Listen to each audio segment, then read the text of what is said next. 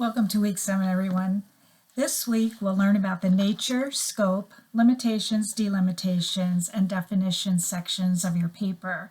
There's a voice thread to listen to for specific information about each of these topic areas. So 3 assignments this week: the discussion question, methodology checklist, and final assignment. So I just want to talk a little bit about each of those. First is a discussion question. You're going to be asked to discuss the nature of your project, including an outline of your intervention that you plan to conduct. So if you're doing an educational session, you want to provide the outline for your content and your learning outcomes, because your learning outcomes are very important. Then you'll discuss the scope of the project as well as the limitations and delimitations. And sometimes students have some difficulty getting started with those delimitations. So if you start your paragraph off with "this project will not cover" or "this project will not address," sometimes that'll help you get started. But then remember, you do have the DNP template and you have the DNP working guide that will help to guide you through these sections too. So then the second thing is your methodology checklist. And this is due this week. There are no extensions on the due date for that. So be sure that you get that in on time. And again, this is another area where sometimes students have a hard time finding a methodology checklist. So what I'm going to ask you to do is that when you go into Module 7 and you click on the link for the methodology checklist, take your mouse and just scroll across that first line of directions. And when you get to the words methodology checklist, you should see the hyperlink. And that's exactly where that checklist will be, and it'll open up as a jot form. So just a hint to help you to find that so that you're not searching all over for it. Now, when that opens up, it's going to ask you there's going to be a list of questions for you to answer. One is for you to put your research question, write your research question out, and as long as you have it in that template format that I gave you, you should be just fine. So put that in there, then you're going to put in what the purpose of your project is and also a brief description of your intervention. Then you're going to go and it's going to ask you to identify your independent and dependent variables. And if you remember back in week 1, module 1, you learned a little bit about those two things. And again, they're right in your research question if you have it in that format that I gave you. So independent variable is your intervention. So write that specifically, however you have it written in your research question, you can put that in there. And dependent variable, of course, is going to be the scores of your tool. Then it's going to ask you about your demographic variables. And if you remember Dr. Skalski's presentation, she talked a little bit about that, and that their gender, age, maybe years of employment, degrees, some of those things that you may need to collect for your data. You're also going to identify your tool, and then you're going to there'll be some specific questions regarding your tool that you're going to have to answer. One of the questions is going to be, how does your tool help you to answer your research question? And then, as I've mentioned to you before, you're going to have to put your validity and reliability statistics in there, and then upload your tool. Then that information will go to Dr. Skalski. She'll review it and she'll give you feedback. So that feedback is going to be very important as you move forward with your project. And then you have your final project to do, and this is the week that you'll do that. It's going to be a draft of your literature review. You're going to need a minimum of 10 scholarly journal articles. And when you start writing this, you want to be sure that you include your PICO statement in your introduction, as well as the processes and databases that you used, along with your key search items, and then the inclusion and exclusion criteria used for that search.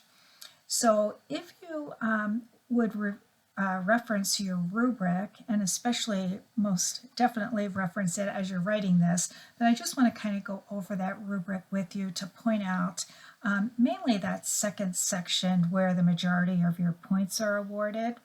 You're going to be doing an analysis of your articles, but then there are some very specific critical components for this assignment that really need to be addressed. So be sure that you read this section very thoroughly. If you look at letters A through C, it asks you to provide an analytical review and a description of the relationships of each study and also the similarities and dissimilarities between the studies. So that would be in that part of it. And then for letter D, it's going to ask you for the details on each study. So who participated? Were they acute care registered nurses? Were they ADN, maybe first year ADN student nurses? Be very specific with who your population is. And then of course the number of participants that were part of that study. Then you want to identify the topic that was studied, the major findings, and if you recall from last week, the major findings also include the statistics. So if you didn't add the statistics last week, this is your week to make that edit and add those statistics into your paper. There are also two things that I'm just going to mention to you that are not required, but because you're going to need them when you actually write this section and edit this section for your paper, you can go ahead and add them now. But again, they're not required. One is the study design, and you have already included that in your literature summary table, and the other is the author recommendations that were made for the study. So those two things are not required this week, but since you're starting to write the literature review and you have some of that information on your literature summary table, and actually some of you did put your recommendations on there, you can go ahead and add them at this point. Then letter E talks about the summary that you're going to do, and it's just going to include the highlights of the main themes from your literature review. Then you'll go into, actually there's going to be an appendix, and the appendix is going to be the literature summary table that you started last week and you're going to finish this week. So you make sure that all 10 articles that are in your literature review paper are included in that literature summary table. If you made some changes where maybe you decided not to use one of the articles that you put in last week, then make sure you take that out and put whatever the current ones are in there. So as you can see, this is really a very big assignment, and it's very important for your proposal paper. So if you have any questions at all, please let me know. So there are your assignments for this week, and there's just one thing I wanted to mention about next week, and that is it will be the final week of class, but your practice experience record is going to be due. So I just want to be sure that you're keeping up with those practice hours and getting those completed before the end of the class. So let me know if you have any questions. You should know that you have done a considerable amount of work over these past 6 weeks, and you're going to find that it's going to be really helpful for you as you move forward and start to write your paper.